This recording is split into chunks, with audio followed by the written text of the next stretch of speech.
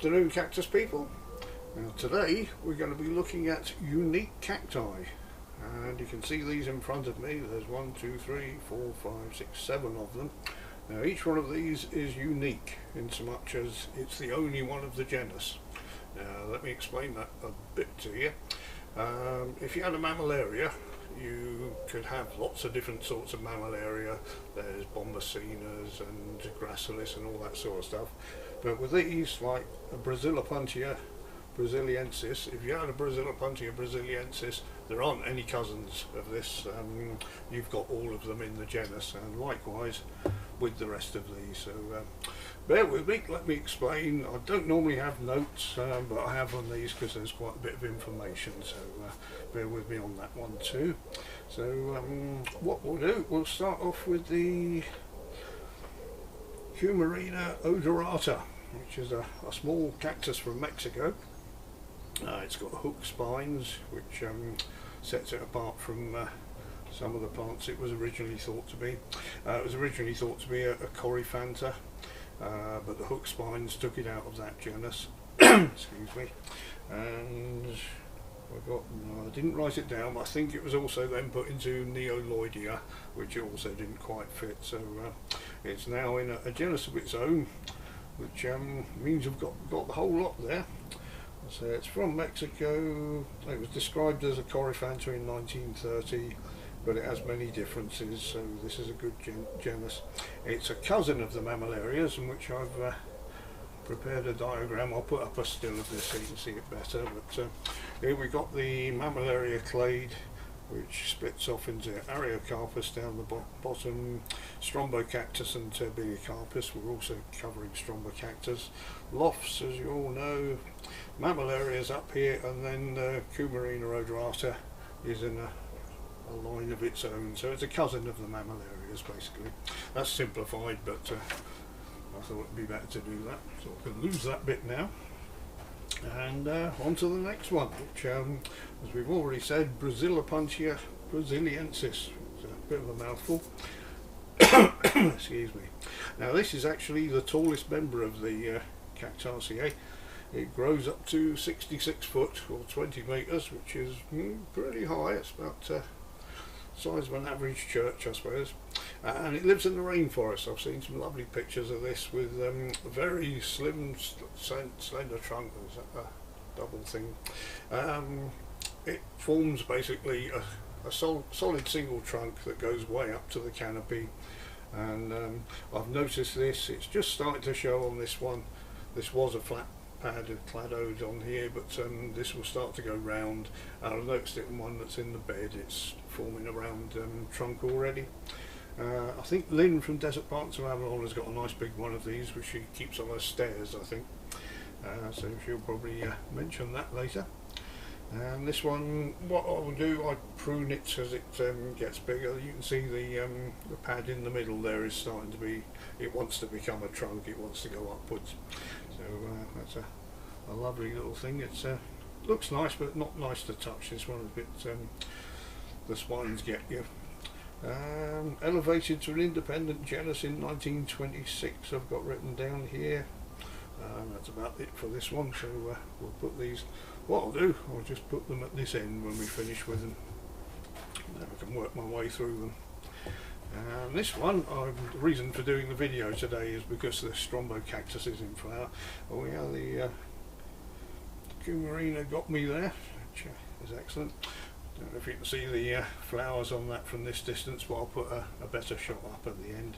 Now this Strombocactus I got as a rescue. A lot of you have already seen it, and I think it's the biggest Strombocactus in existence. I would challenge anyone on any of the other cactus channels to show me a bigger one, because I've scoured the internet. I can't find one as big as this.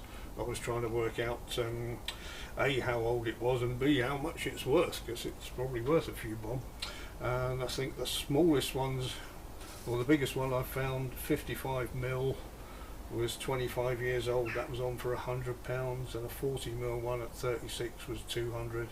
But I can't find anything that comes quite near to this, so I really don't know how much it's worth, or exactly how old it is, but I'm pretty sure it's older than me, or as old as me at least, but and still flowering strong, which is lovely.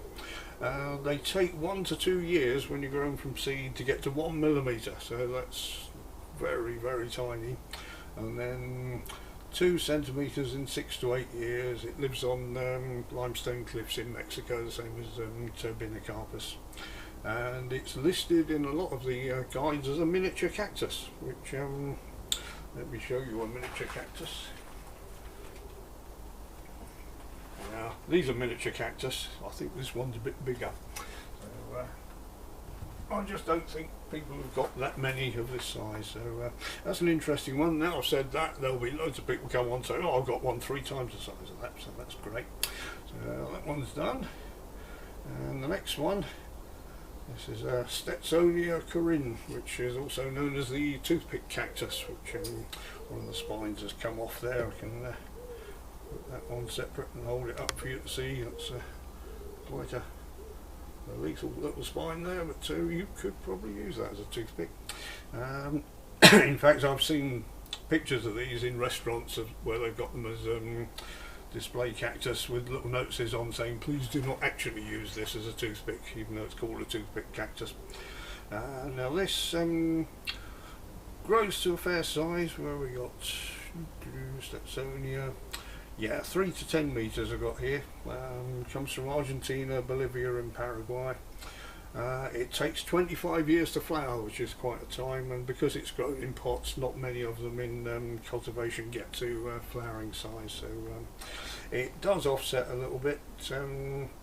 In fact, a friend of this one I got at the same time as a rescue has actually grown a new head on it, so I'm sure if I was to take that head off I could root that and then it would pup further, so probably best to grow that on from pups, but I only want a couple of these. I'm not going to grow them as specimens for sale, so I'll just keep those 2 probably. So that's that one. And the next one, this was a present from Daz from Cacti Mania. It's Denmoser rhodocantha, which rhodocantha means red spined. This comes from Argentina, and Denmoser is actually an anagram of Mendoza, which is a province of Argentina. And this starts off globular and it grows columnar later on. It grows up to, haven't got that hell. Oh yeah, 5 foot. So I'm 6 foot, so about there. So it's got a little way to go on that. And anything else on that one? No, that's that one. Oh yeah, there's 2 varieties of this. So although it's the only one, the genus, there's 2 varieties. One's got yellow spines, as far as I remember. And the next one, I've got a much bigger one of these in the bed, but wasn't going to dig it out for a video, so I might put a still of that one up as well. It's the Miquella puntia miquellii, which is also a bit of a mouthful, which is from Chile, and the segments are dispersed by guanacos, which is a llama type creature. I like those. Those and drop them all over the place. This can take 50 years to flower, so I've been looking at my one in the bed thinking is it going to flower any day, but I don't think it will yet. So I rooted this cutting up last year, and I've just recently potted it up. It's doing very well. And the last one in our unique cacti is the agave cactus, which you can see it looks a bit like an agave.